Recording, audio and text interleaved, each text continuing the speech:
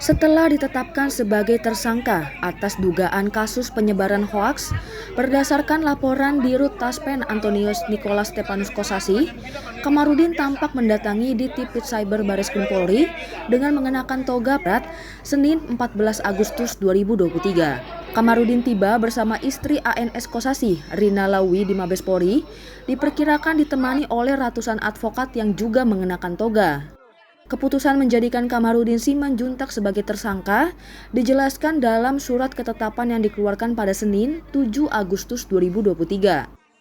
Surat tersebut menetapkan Kamarudin Simanjuntak sebagai tersangka dalam tindak pidana menyebarkan berita bohong dengan sengaja yang dapat menyebabkan keonaran di masyarakat dan atau menyiarkan informasi yang tidak pasti atau berlebihan atau tidak lengkap.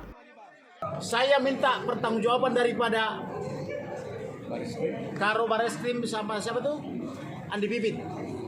Kenapa dijadikan saya tersangka? Dalam hal membela klien. Dalam hal membela klien. Bukankah pasal 16 Undang-Undang Advokat mengatakan bahwa advokat sepanjang melakukan tugasnya tidak boleh periksa? Betul. Betul. Imunitas. Saya di sini membela klien saya dengan anaknya. Saya diperlakukan sangat tidak baik, macam politik, berhubungan dengan putusan Ferdi Sambo. Putri. itu saya bersamaan kok.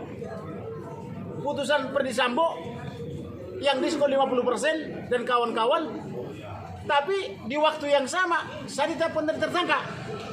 Saya tanya dia, udah diperiksa belum? Belum.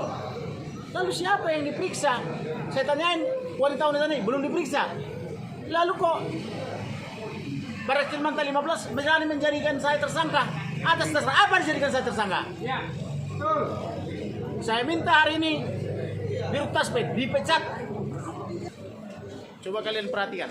Sesuai dengan pasal-pasal tertentu dalam Undang-Undang Nomor 1 Tahun 1946 tentang Peraturan Hukum Pidana dan KUHP.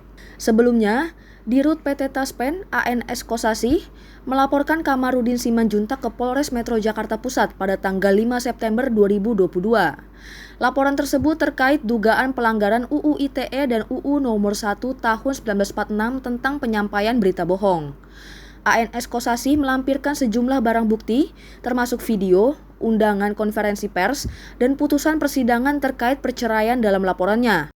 Kuasa hukum ANS Kosasi, Duke Ari Widakdo, mengatakan bahwa tuduhan-tuduhan tersebut tidak benar.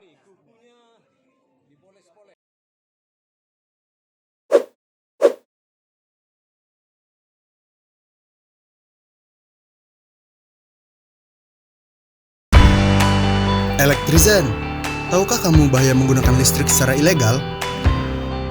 Menggunakan listrik ilegal dapat menimbulkan risiko kebakaran.